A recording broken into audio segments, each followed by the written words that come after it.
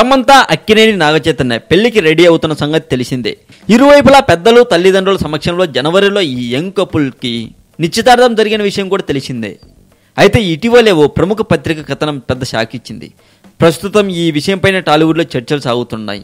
నాగచైతన్య సమంత జంట ఇప్పటికే పెళ్లి చేసుకున్నారని, హైదరాబాద్లోని చైతు అపార్ట్మెంట్లో కలిసి జీవిస్తున్నారు అని, కేవలం తమ తల్లిదండ్రుల సంతోషం కోసం మాత్రమే త్వరలో మళ్ళీ పెళ్లి చేసుకోబోతున్నారని సదరు పత్రిక రాసుకొచ్చిందట అని పలు ప్రైవేటు వెబ్సైట్ వాళ్ళు రాస్తున్నారండి.